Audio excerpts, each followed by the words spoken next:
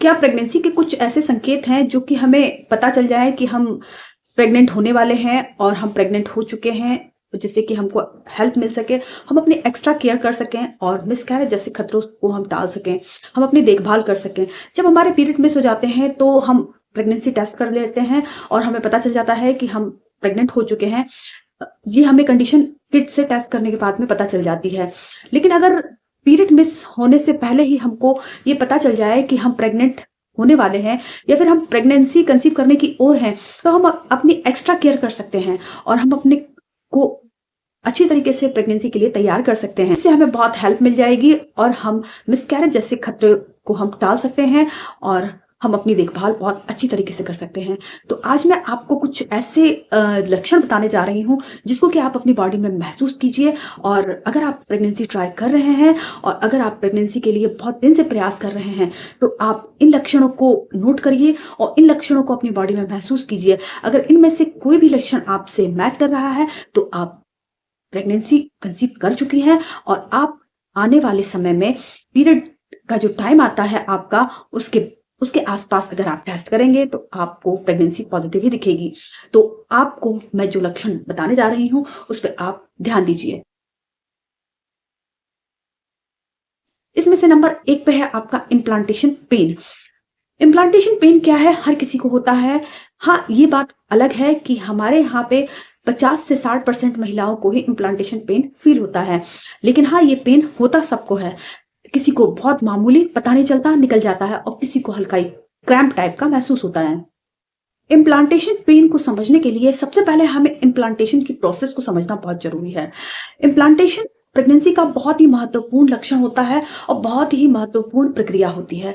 जब महिला और पुरुष दोनों संबंध बनाते हैं, उस दौरान पुरुष के माध्यम से मिलियंस में ना स्पर्म निकलते हैं जो कि महिला के वेजाइना में इंजेक्ट किए जाते हैं और ये जो स्पर्म है वो जल्दी से मूव करके महिला के यूट्रस से होते हुए और फैलोपियन ट्यूब में पहुंच जाते हैं। जब महिला का ओव्यूलेशन होता है तो एक एग उनका रप्चर होता है और वो फैलोपियन ट्यूब में स्पर्म का वेट कर रहा होता है। उसके बाद एग और स्पर्म आपस में मीट करते हैं और मीट करने के बाद में ये बेबी बनने की प्रोसेसिंग की ओर बढ़ जाता है। जब ये स्पर्म और एग मिल जाता है तो ये एम्ब्रियो कहलाता है और कुछ टाइम तक ये फैलोपियन ट्यूब में ही रहता है। उसके बाद फैलोपियन ट्यूब के द्वारा इसको धीरे धीरे पुश करके, मतलब धक्का दे दिया जाता है ताकि ये जाए और अपने लिए अपने घर की व्यवस्था करे। तो ये वहां से लुढ़कता हुआ नीचे यूट्रस में आता है। उस दौरान क्या होता है कि हमारे जो यूट्रस की लाइनिंग तैयार हो चुकी होती है, जो कि 7 से 9 mm के करीब होती है। इससे ज्यादा भी हो सकती है। 7 से 9 mm बेस्ट होती है। उसमें जाके क्या है कि ये एम्ब्रियो जाके चिपक जाता है और चिपक जाता है तो हमको उस दौरान इम्प्लांटेशन पेन होता है। लेकिन हाँ, ये चिपकने की प्रक्रिया इतनी आसान नहीं होती है। ये एम्ब्रियो जब नीचे आता है तो जाके ये जो यूट्रस की दीवार है उसमें गड्ढा करता है और उसको खोदने की कोशिश करके अंदर की ओर धंस जाता है। जब धंस जाता है उस दौरान हमको क्रैम्प होते हैं और पेन होता है। अब आप सोच रहे होंगे ये दर्द किस प्रकार का होता है, कितने टाइम के लिए होता है, कैसा लगता है इस दर्द में। तो ये जानकारी को जानने से पहले अगर आप इस तरीके की जानकारी और हासिल करना चाहते हैं और प्राप्त करना चाहते हैं तो मेरे चैनल को सब्सक्राइब कर लीजिएगा और ज़्यादा से ज़्यादा लोगों को जानकारी शेयर कीजिएगा। बहुत सारे लोगों को इस तरीके की जानकारी का इंतजार रहता है और मैं उम्मीद करती हूँ मैं आपको जानकारी से संतुष्ट कर पा रही होंगी। तो सबसे पहले क्या होता है कि जैसे ही एम्ब्रियो जाके यूट्रस की दीवार से चिपकता है तो वो अपने लिए जगह देखता है। वो लेफ्ट में भी चिपक सकता है, राइट में भी चिपक सकता है, ऊपर भी चिपक सकता है और नीचे की साइड भी चिपक सकता है। ये पूर्णतः उसके मूव के ऊपर डिपेंड करता है। जैसे ही ये चिपकता है उस दौरान क्या होता है कि आपको पेन महसूस होता है। ये पेन चुभन वाला होता है, क्रैम्प्स टाइप का होता है, हल्का हल्का होता है, मीठा मीठा होता है। इसमें आपको किसी प्रकार की कोई दवाई खाने की जरूरत नहीं होती है और ना ही आपको किसी प्रकार की कोई दवाई खाना चाहिए। ना तो वो मैफ्टेल हो या फिर कोई भी पेन किलर हो, आपको नहीं खाना है। आपको क्या करना है कि इस प्रक्रिया को महसूस करना है और थोड़ा इंतजार करना है।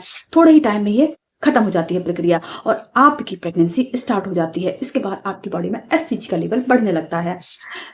इसके साथ में क्या होता है कि कुछ महिलाओं को इस दौरान जब एम्ब्रियो गड्ढा करके यूट्रस की दीवार में धंस रहा होता है तो कुछ हल्का सा ब्लीडिंग हो जाती है, जो कि हल्की पिंक कलर की हो सकती है, हल्की ब्राउन कलर की हो सकती है और या फिर ब्लैकिश कलर की हो सकती है। ये स्पॉटिंग में हो सकती है, थोड़ी बहुत ड्रॉप्स में हो सकती है और बहुत ही कम मात्रा में होती है और ये कुछ टाइम के लिए होती है और ज़्यादा से ज़्यादा 1 दिन के लिए स्पॉटिंग टाइप की हो सकती है। इसके बाद ये प्रोसेसिंग खत्म हो जाती है, पेन भी खत्म हो जाता है और प्रक्रिया आगे बढ़ जाती है। इस जानकारी के साथ में अब आप लोगों के मन में एक शंका और आ रही होगी कि जब हमारे को पीरियड आने वाले होते हैं उस वक्त भी हमको क्रैम्प्स होते हैं, हमको दर्द महसूस होता है। तो देखिए आप इसको कैसे अलग अलग कर पाएंगे। सबसे पहली बात तो क्या है, अगर आपको पीरियड्स वाले पेन होने वाले होते हैं तो पीरियड्स के 1 दिन पहले ही शुरू होते हैं या फिर 1 आध घंटे 2 घंटे पहले शुरू होते हैं और धीरे से बढ़ते हुए ये तेज हो जाते हैं।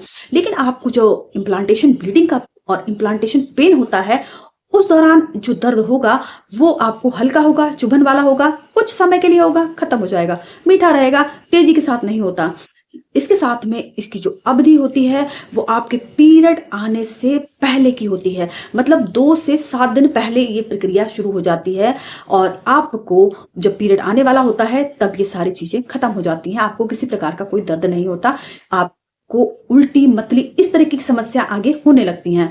क्यों? क्योंकि क्या होता है हमारी बॉडी में एसटीजी उसके बाद बढ़ने लगता है। इसके साथ में क्या होता है कि आपको पीरियड्स की जो फ्लो होता है वो धीरे से आके तेज हो जाता है, लेकिन इम्प्लांटेशन का जो स्पॉटिंग टाइप की होती है इसकी और वो समय के साथ खत्म हो जाती है, मतलब कुछ घंटों की या ज्यादा से ज्यादा अधिक से अधिक 1 दिन की होती है, उसके बाद इसका कोई भी काम नहीं होता है। इसके साथ में आपको पीरियड्स का जो पेन होता है बहुत तेज होता है, आपको इसमें दवाई खाने की जरूरत भी पड़ सकती है और आप जानते हैं कि ये धीरे धीरे बढ़ता जाता है। लेकिन इम्प्लांटेशन का जो पेन होता है वो बहुत ही धीमा होता है, बहुत मीठा होता है, चुभन वाला होता है, कुछ टाइम के लिए होता है और फिर खत्म हो जाता है। इसके बाद आपको किसी प्रकार का कोई पेन नहीं होता है। मुझे पूरी उम्मीद है कि मैंने आपको इम्प्लांटेशन पेन और पीरियड पेन में सही से अंतर समझाया होगा। आप इसको खुद महसूस कीजिए। इसके साथ में जो पीरियड से पहले आपकी प्रेगनेंसी का एक महत्वपूर्ण लक्षण और है कि आपको ब्रेस्ट में खिंचाव महसूस होना शुरू हो जाता है। आपको ये खिंचाव इस तरीके का लगेगा कि आप ब्रेस्ट को अगर टच भी करेंगे तो आपको बहुत पेन महसूस होगा। ये इसलिए होता है कि आपकी मिल्क डक्ट्स तैयार हो रही होती हैं और ब्रेस्ट इसकी तैयारी कर रहा होता है। इससे क्या है कि आपको दर्द महसूस होता है। इसके साथ में आपको उल्टी मतली इस तरीके की समस्याएं होना शुरू हो जाती हैं। आपको उल्टी आती नहीं है, उल्टी जैसा मन होता है, आपका मुंह कड़वा लगने लगता है और आपको किसी पर्टिकुलर चीज से स्मेलिंग की समस्या हो सकती है।